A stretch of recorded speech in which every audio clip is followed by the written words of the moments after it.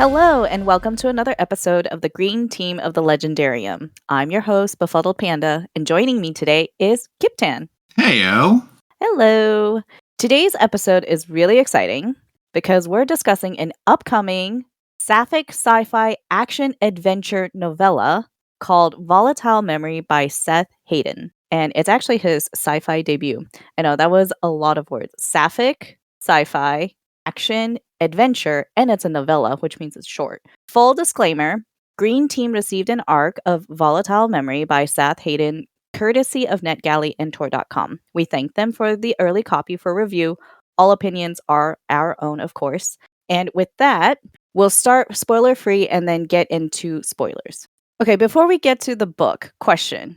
Had you read any of Seth Haddon's works prior to Volatile Memory? No, I had not. Did you even know who he was? I'd heard the name before, but I had not read anything by him. Okay.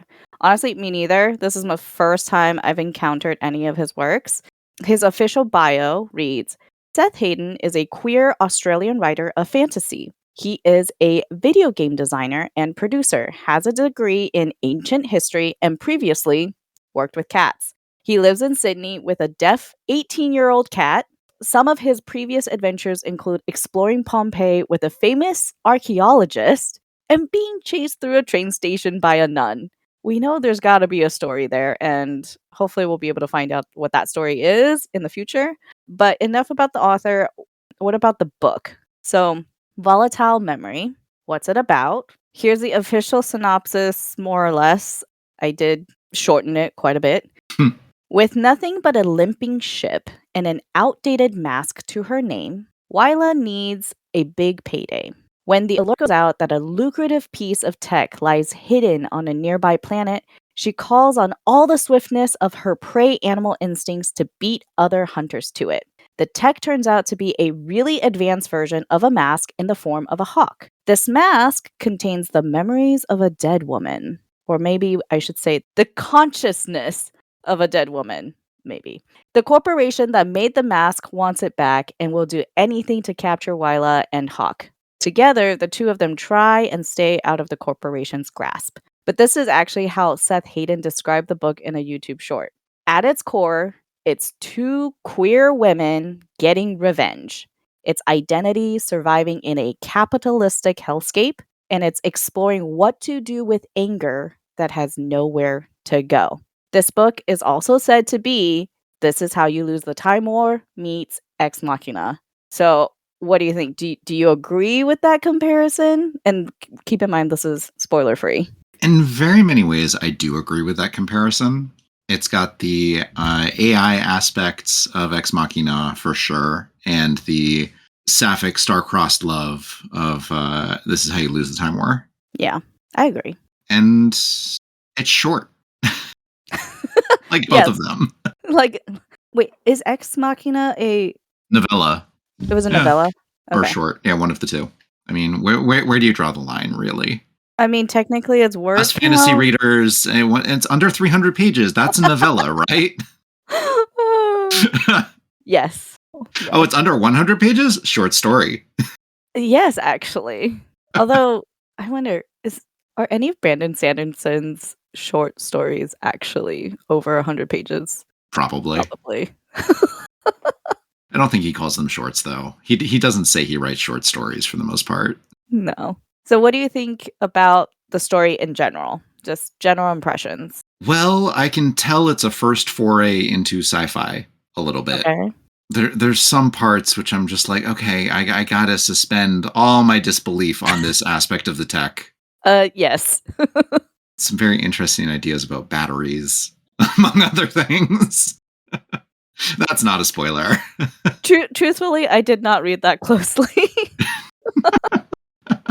It reminds me a little bit of Murderbot, though Yes. the tech aspects are not done quite as well. But there's very many comparisons that I would make to the Murderbot Diaries with Volatile Memory. Okay. Yeah, we can talk a bit more in the spoiler section about that. Yeah. Did you have any expectations going into the book? No, because honestly, I forgot the blurb even before I started reading. Same. It's a long blurb. I saw the cover and I was like, this seems interesting. and I heard sapphic, and then I was like, fine. Then I saw the page count, and I said, even if this is terrible, I'll get through it easy. And it wasn't terrible. Absolutely was not terrible. The total page count is 133 pages, at least the Yeah. copy we read. And honestly, it's shorter because that includes acknowledgments. Okay, true, yes. So even shorter. Yeah. I think my general impression of the book was I was definitely along for the ride. I was looking for an adventure, obviously sci-fi. That was very, very clear from the cover, from the blurb, and the romance aspect. I wasn't so sure about, like, how romance heavy would it be, but because it was compared to This Is How You Lose the Time War, I was expecting it to be a bit more like flowery. That kind of romance. Yeah, the language is fairly pithy, I would say. Mm-hmm. And though there are occasional digressions into melodrama or what would I call it? Internal monologue. Oh, there's a lot of that. Yeah. Even then, it's still fast paced and doesn't really waste too much time on it. Though perhaps just a little bit too much, in my opinion. But I'm biased. I agree with you on the pacing. It's definitely a quick read because yes, there's a lot of dialogue. So already that's like boom, boom, boom. But it's also just, I mean, they're on the run, right? So things happen, one catastrophe after another. Honestly, I was amazed how many things were managed to be packed into this little book. Was it too many or was it a good amount? I think I call it extravagant or indulgent by one thing happening. If one thing had been cut out, I think it would have had a little bit more time to soak in itself and soak in these characters and not have to spend quite so much time on the plot. But I feel like this is a knowingly self-indulgent work in that regard a little bit. So I give it a pass. I shared that YouTube short with you and you saw the whole thing. Because the one that I would cut is like, wait, you can't say it. Arguably, no, I'm not going to say what it is. But arguably like the most central to the whole thing. Oh my god. Okay, I think I know what you're going to say, but we have to save that for the spoiler section. And that just clearly shows that me and the author don't have the same purpose for this work. And that's fine. Yeah. Fair. I mean, it's definitely a very intentional piece of work. It's not necessarily as like, let's explore the things. They had a message that they wanted to convey. Yes, for sure. So last couple things in the spoiler-free section.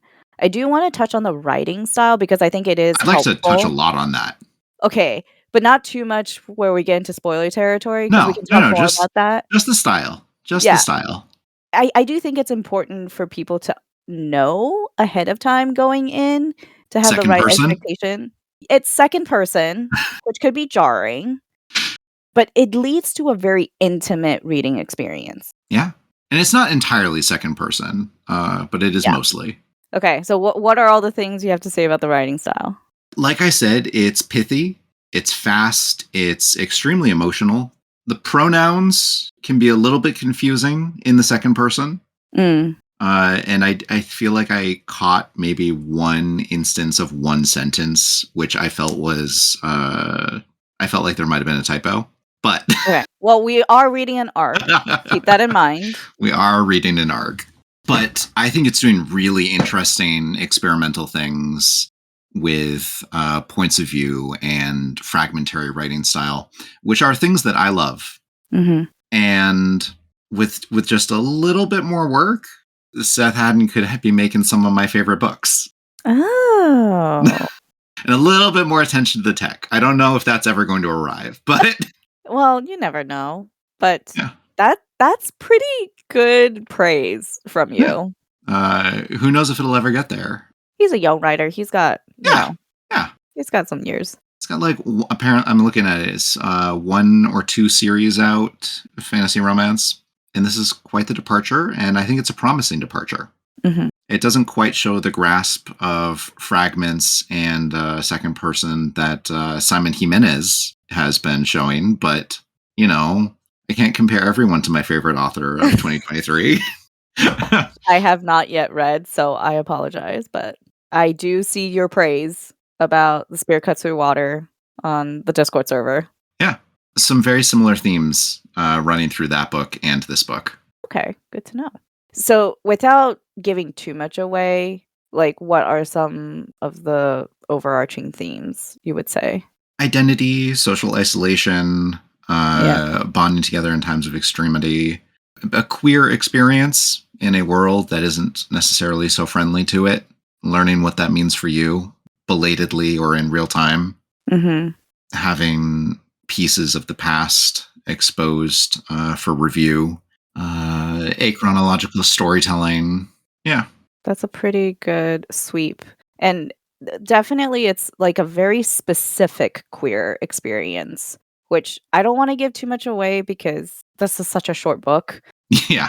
Just go into it. I was worried that the blurb revealed too much, but it really doesn't. Like the blurb barely sets you up for the first chapter. Yeah, agreed. Do you have anything more to say about the writing style? Also reminded me of the Archive Undying a little bit. Which I did promise I would read, didn't I? Mm, a few people have promised that to me. No. Well, get it on the schedule. Which that is not a novella. No, that one is all about interfacing with tech that nobody understands and is quasi godlike. Oh, great. Okay. Crazy AIs and very self-hating protagonists. Oh, lovely. Not this book. Well, actually, No. yes. I Yes. mean, Just yeah. kind of. Yeah, Okay, kind of. never mind. It does. Yeah, so overall, like, I really did enjoy the writing style once I got used to it. Once I realized what was happening, overall, it was a fast reading experience. I mean, people definitely could read this in, like, one sitting if they really Oh, wanted to. easily. Yeah. It's just a little heavy at times, so The you words may are a little want. dense, and occasionally, very occasionally, there'll be something that's a bit clunky that threw me out of the flow. Okay. But I jumped back in. I kept going. Yeah. So, can you think of, like, who you would recommend this book to? Huh. I would recommend this book to people who are fed up with testosterone a little bit. Uh-huh. I would recommend this book to people who think that Hackers is a documentary. Oh, okay. I would recommend that was a backhanded slap. Um, Are we keeping that in? we could. Okay, it stays in. I would recommend this book to people who want to imagine what their life would be like with an animal overlay. Isn't that so interesting? We didn't even Yeah, really talk about the masks, but yes, they're we can't all really talk about the masks. I mean, in general, right? Because it does say, like, prey animal instincts, like, the masks Yeah. are modeled after different animals Yes. and their characteristics. They're a very fun part of the story. I don't think they're always used self-consistently. Sure. So sometimes they're just used to advance the plot when something needs to happen. Yeah, I would agree. It was also really interesting trying to just imagine what these masks look like. I mean, we get a version of it on the cover. I am not a fan of how there's a named metal and we get very little about it. You just wanted more world building. Is that a crime? No, Okay. but that's not the intention. No. We get it. We get its physical characteristics. We get what it looks like and feels like, and that's all that's important. Yes. If the author wanted to, they totally could have stretched this book out more and, like, filled it No, in. I don't think this book You should have don't been think so? stretched out at all. I think it's exactly the right shape and size for what it is. Not with even more world building? If it had more world building, it would turn into Murderbot Diaries. Yeah, okay, It would fair. be a direct competitor. I don't know if, like, direct competitor, but there are a lot of similarities. But yeah, I mean, I would recommend, like, if you do enjoy Murderbot, give this book a try because there are a lot of similarities, especially around identity, and what does it mean to honestly be free Yeah. and autonomous. I don't think this is a book that's trying to change anyone's mind. I think it's very much a book that's trying to give wish fulfillment to a certain LGBTQ plus audience. I agree. Like I said, I think the message is very intentional. It's not trying to sway anybody. It's just wish fulfillment is a good way to describe it. And was it satisfying, would you say, overall? Parts of it, absolutely satisfying. Oh, yeah. Yeah. Parts of it reminded me of old trauma, but other parts of it, yay, happy. The wish fulfillment part is that there are certain situations that if you were in them and you know, relate to these characters, there are certain things that you wish you could do, and, you know, some of it does happen. There's definitely a moment or two where I'm like, yeah, I wish I could do that. Yeah. And, you know, also any moment where there's a person with a spaceship. I'm like, I wish I could do Well, that. that's true too. Yes. Any last bit of spoiler-free thoughts? I look forward to seeing what else Mr. Haddon does. And I might go actually pick up the Reforged series that's been on my TBR for 3 years now. Yeah. Oh, so you've known of this author. Vaguely, only vaguely. Okay. Yeah, I think maybe it was more, like, well-known perhaps in Australia and not necessarily the international market. Oh, should we give a rating? Do you want to? I gave this a 4 stars on Goodreads, but Yeah? I would consider it like a 4, somewhere between a 3.75 and a 4.25. That's a big range. It is a big range. The technical sci-fi reader in me wants to go for the 3.75 just for how some of the technical aspects were handled. Sure. But if I'm going just based on, you know, vibes and moments that were cool, absolutely 4.25. Okay, so I think that evens out to a 4. Yeah. Yeah. And Okay. and the person who's looking at points of view in me says, yeah, 4. I would agree with a 4. I think this is a solid 4 book. I definitely don't regret reading it in the slightest. So Yeah, me neither. And I do think, to your point, like, this is an author to watch. I know they're working on, like, a prequel of their Reforged series, which I haven't really looked into that and probably won't be as interested. But if he does write more either in this world or another sci-fi world, I'd be interested. okay. Spoiler time? Spoiler time. So now diving into spoilers, if you don't want to be spoiled, stop listening now. You've been warned. Okay, let's just go into it. What is the part that you're like, if this were cut out, it would have been better? Just get to it. This is my most controversial take about the entire book, okay? Okay, sounds good. I want to cut out confronting the ex-husband. Yeah. Yeah. The idea, that they could make it to him without being discovered while going through customs under her real name Yeah. is just ludicrous. A. Ludicrous. And B, the idea that they would put everything on the line is an incredibly romantic gesture. For sure. Absolutely. Romantic gesture. Lovely. You know, they bonded. They had this moment. It was lethal. I'm sorry. In any realistic version of this world and this scenario, they would both be dead. Yeah. And if the story wants me to take this world and the capabilities of the antagonists seriously, it can't end this way. But also, I started off on a low note there because I'm like, oh, the first system that you hacked was the central identity system for this interstellar corporate nation. Uh-huh. The thing that controls this panopticon society that they all live under. Uh-huh. That they can remotely track from a distance your genetic code. That's why you have to be very careful. Yeah, so very careful that you let Rabbit hack it while you talk with your new girlfriend. Mm-hmm. Yeah, there are some like inconsistencies in how the stakes are treated.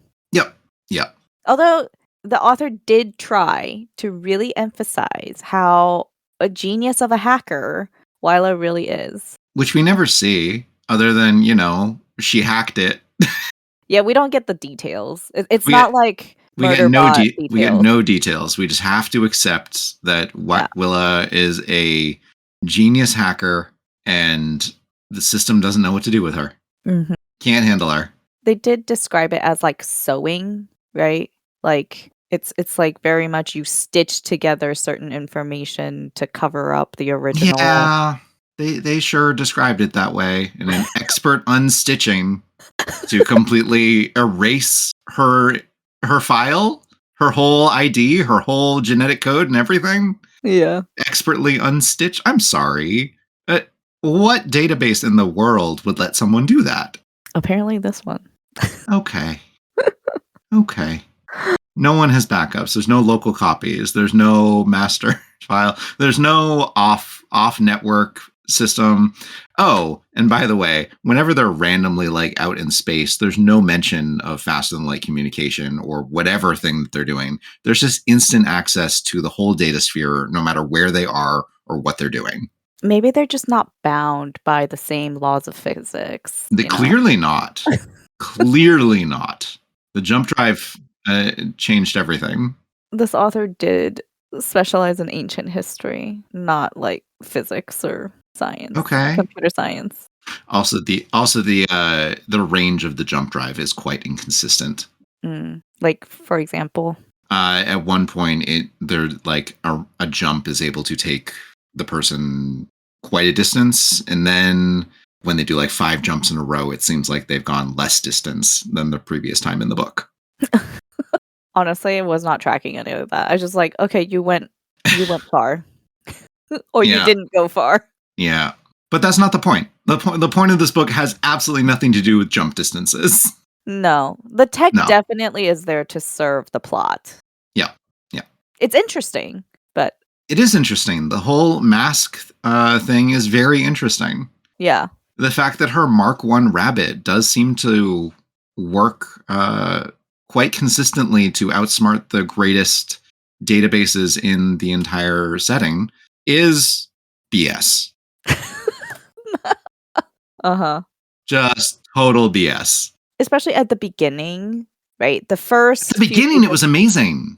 Well, but the first few pages of the book, like the author spent time just sharing with the reader that this is an older tech, it's older model, it is slower, right? But then it's because of its rabbit nature, right? It's more it specializes in finding hidden back doors that no one's going to notice. Yeah. I read that and I was like, what? More sensitive to threats, right? As opposed to Hawk, for example, which is a predator. Okay. But like, it's a Mark 1. It's supposed to be ancient and not as useful as like a Mark 2 or 3. Right. But we never see any of that. But perhaps because, there's a bond between the protagonist and the mask, and it's like evolved a bit. I don't know. It can hack. Period. And anything. Anything. Yeah. Hackers is not a documentary, but it might as well be in this universe. Now I really want to go watch it. I'm in. I don't know. You just put up your hood and then you're in hacking mode. Yeah. Okay, I do want to talk about the masks a bit more. So and here's my thing. I just can't help but picture like, those fluffy bunny costumes or like a mascot, like a sports mascot. Really? Yeah, like that kind of mask on people's heads. And it's like, bank robbers wearing those like ridiculous masks. No. Okay, just no. I got in my head something like a mix between the Donnie Darko rabbit mask and like the Clariel mask. Wait, what is Clariel? Clariel is a book by Garth Nix, an Old Kingdom trilogy prequel. Oh, that one. Okay, yes. Yeah.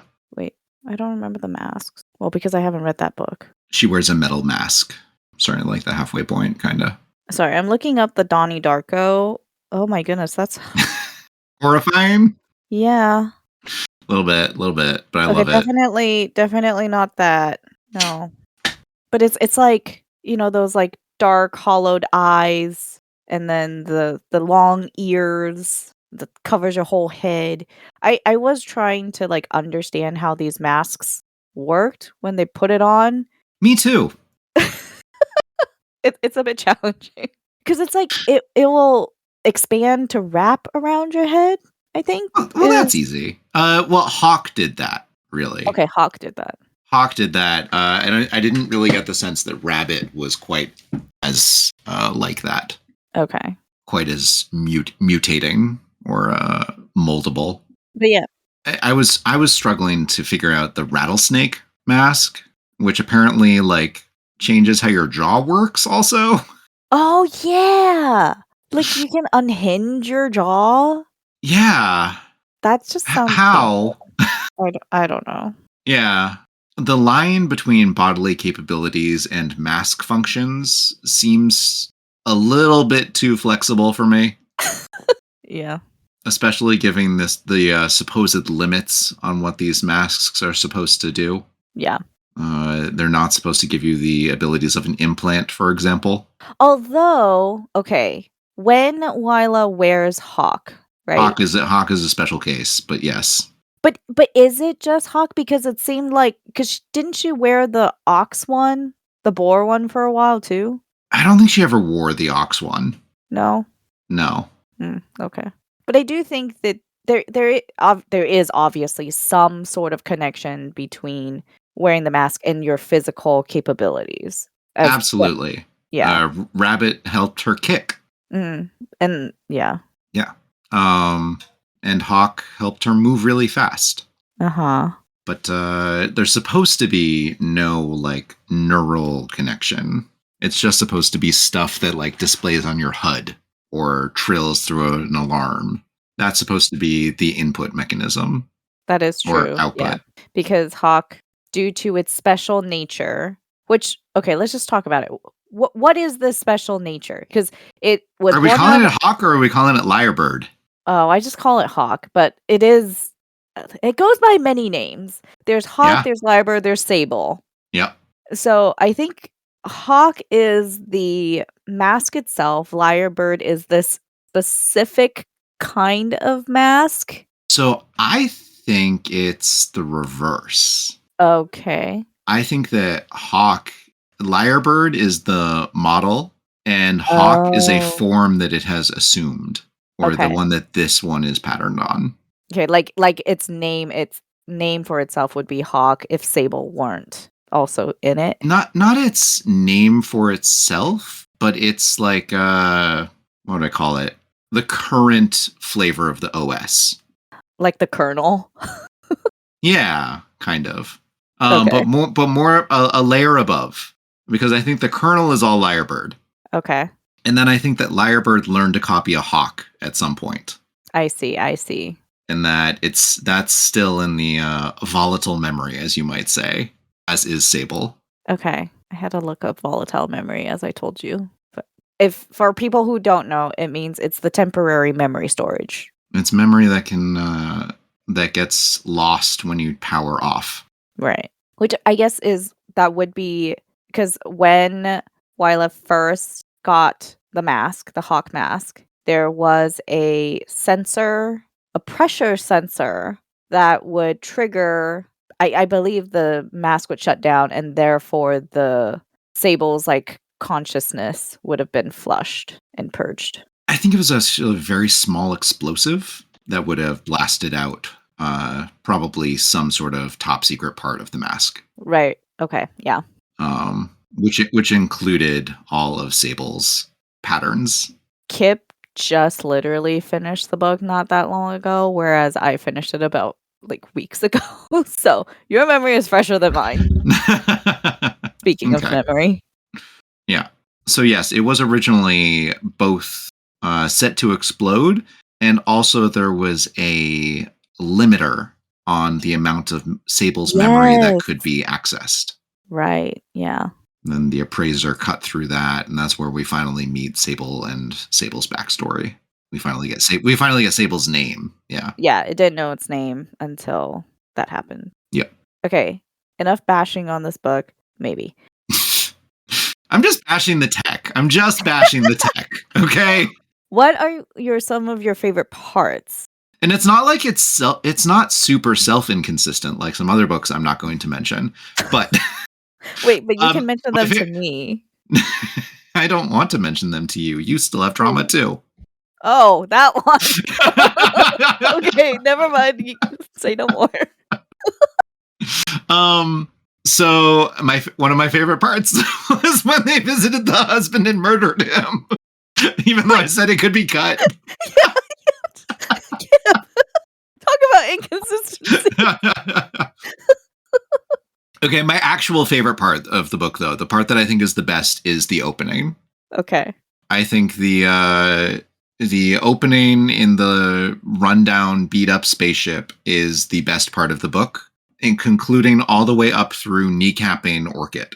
Oh man. I think that's the best sequence of the book, and everything after that is a little bit too fast paced, a little rushed, comparatively speaking. I know that the first section of the book is all rush, all I need to do this now.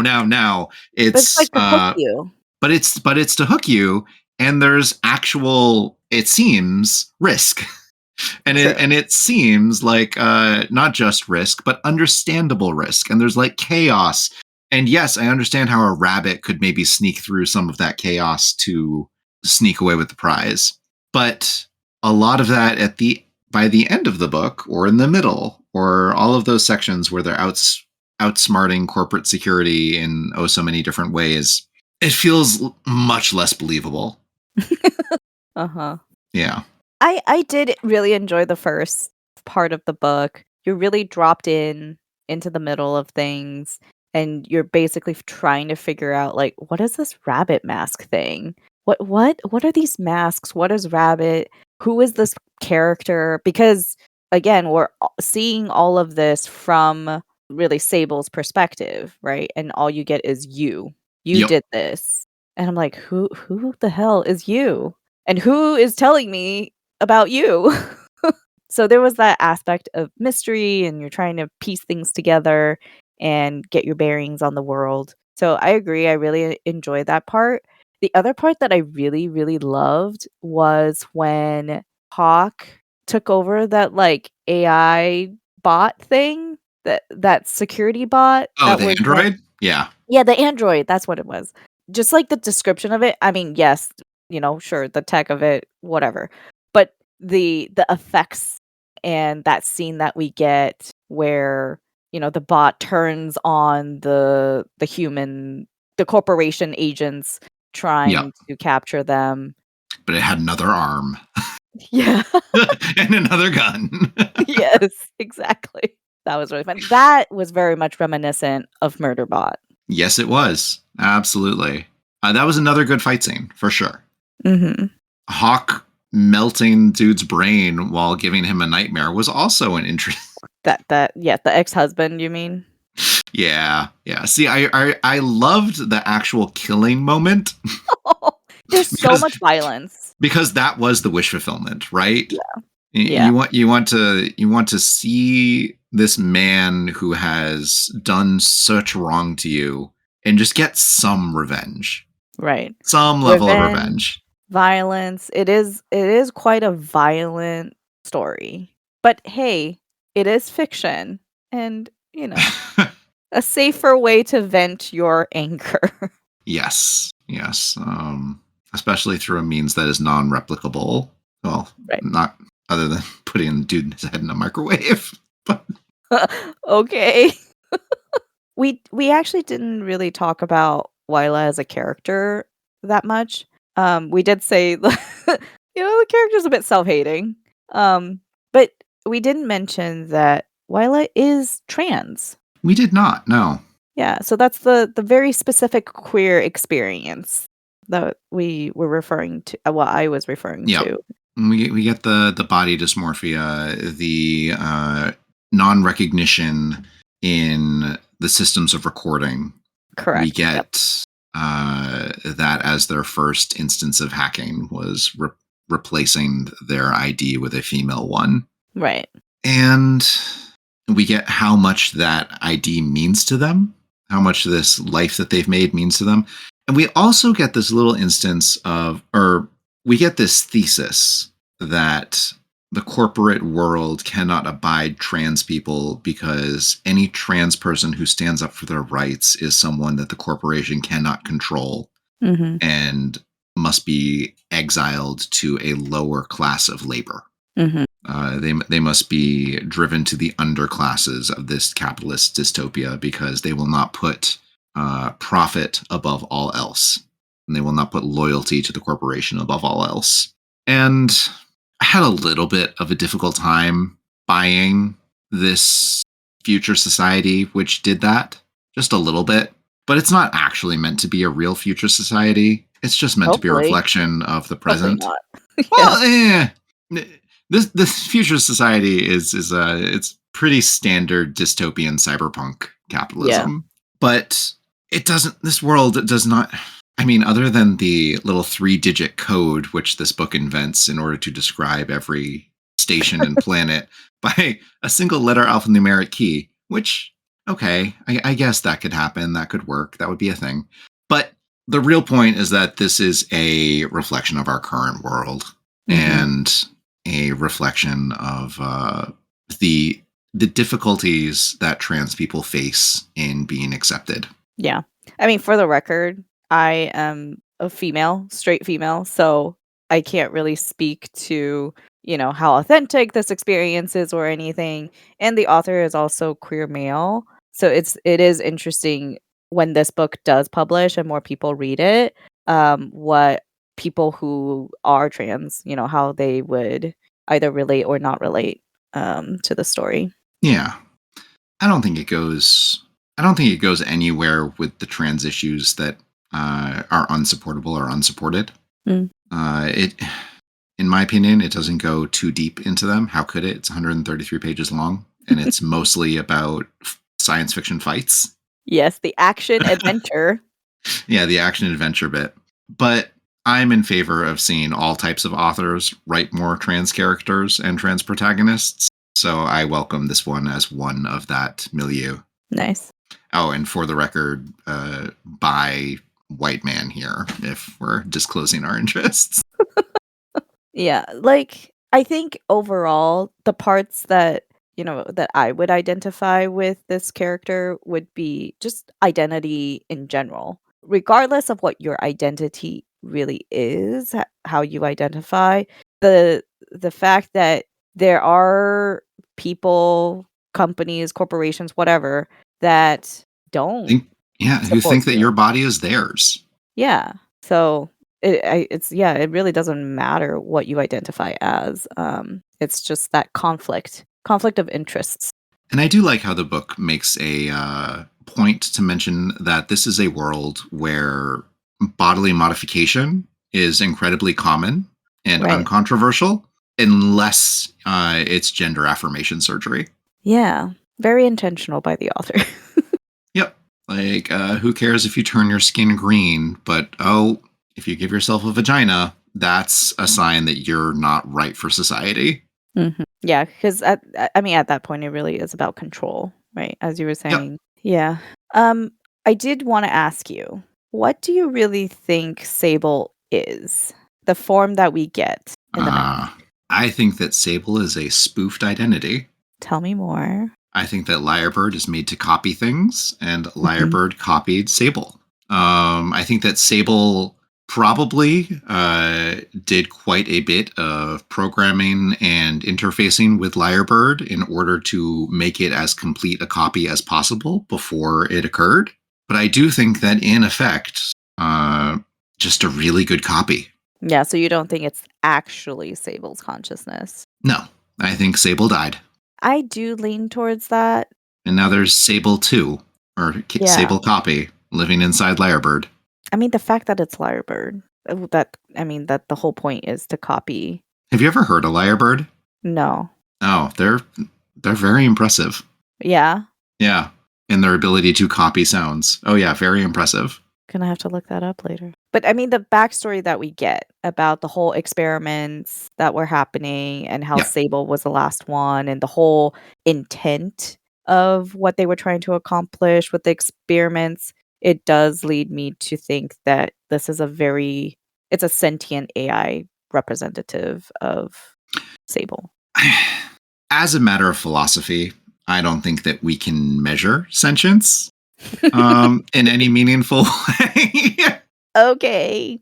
Especially not from a book like this.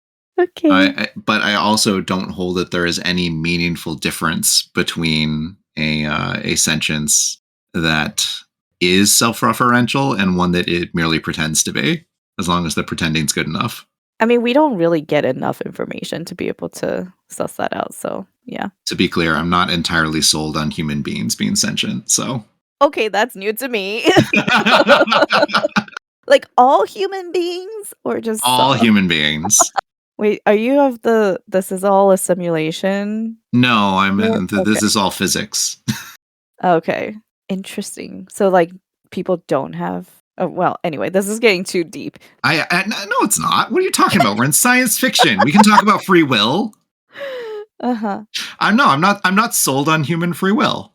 Do you think people have a soul or like a conscience? No, I don't think people have a soul. Do they have a consciousness? Yes. Do I believe that the mind is an emergent property of the brain and body? Yes. And the environment, of course.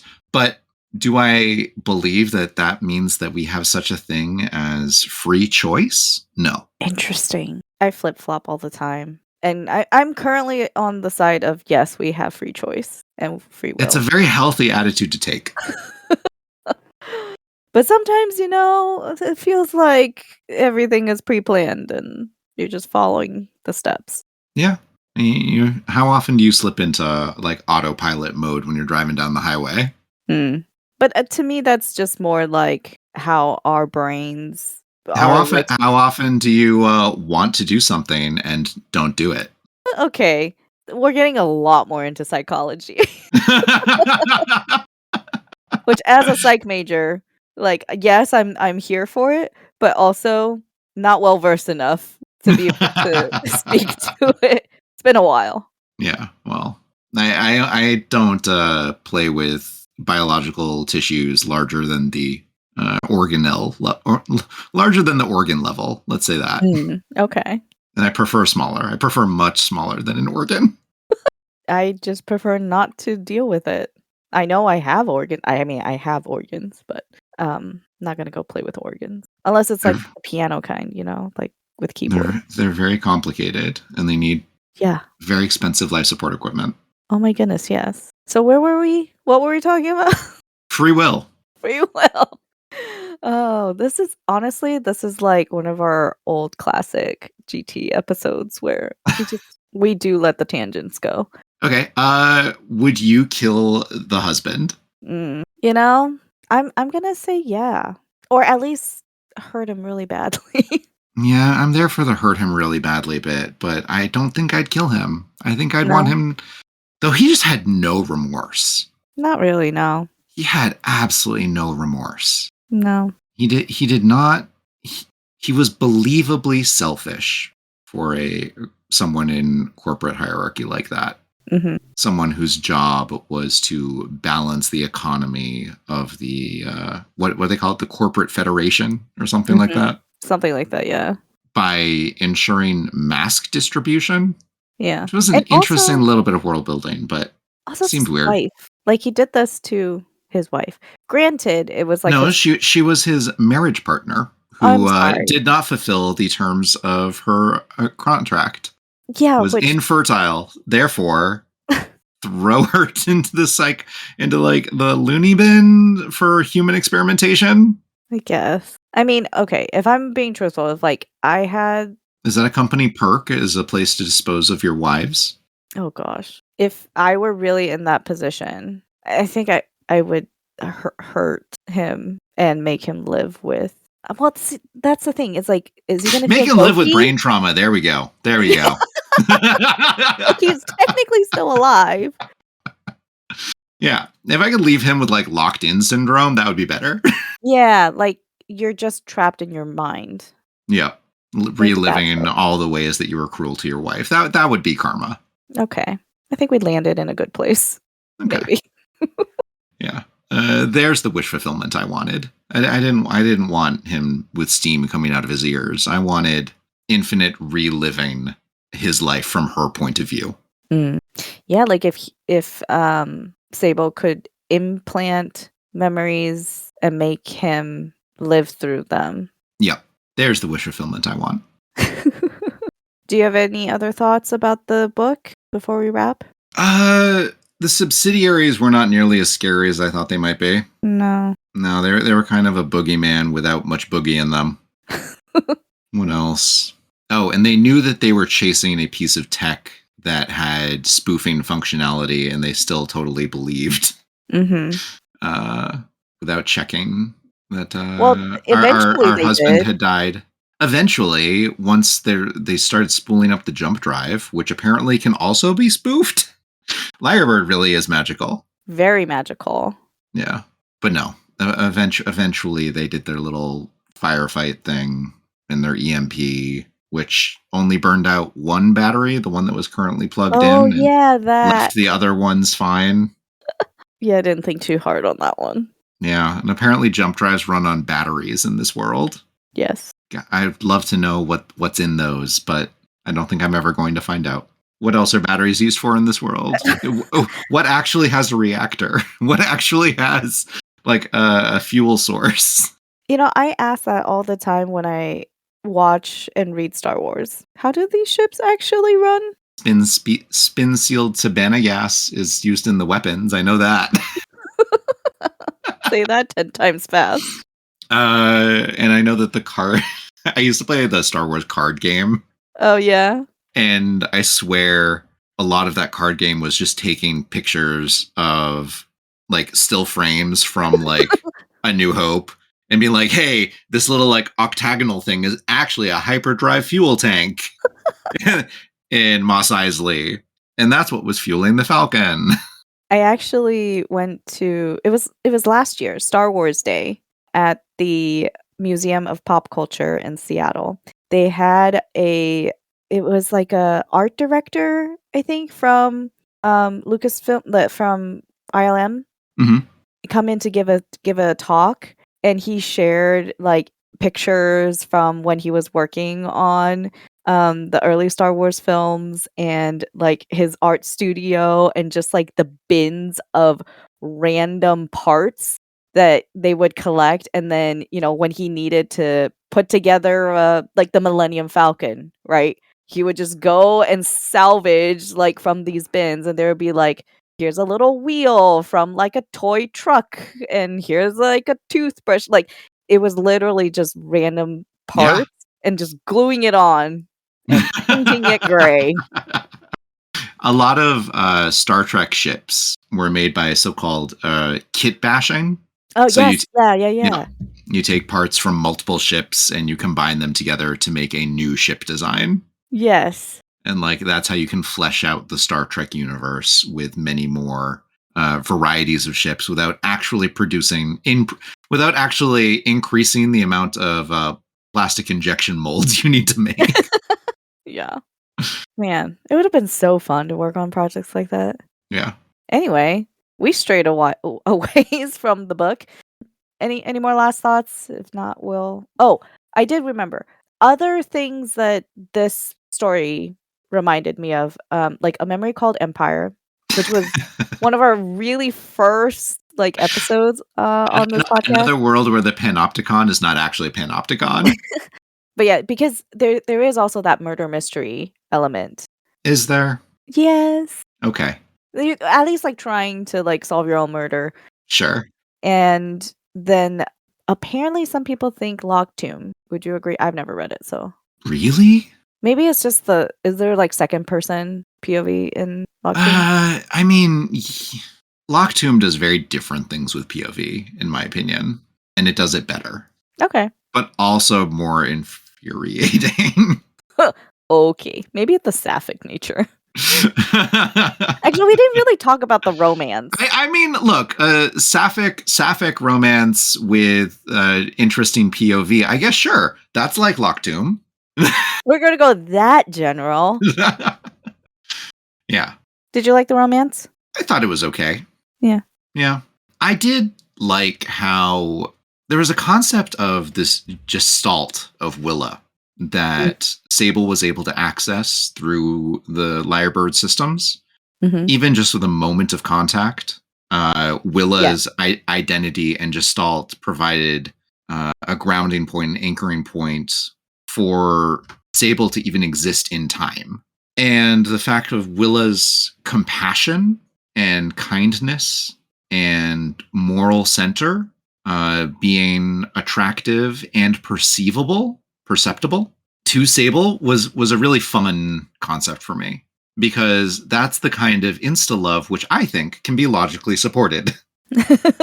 I see what you're saying. Yeah. If you can actually read a person's mind, insta love becomes a much more believable concept. Right.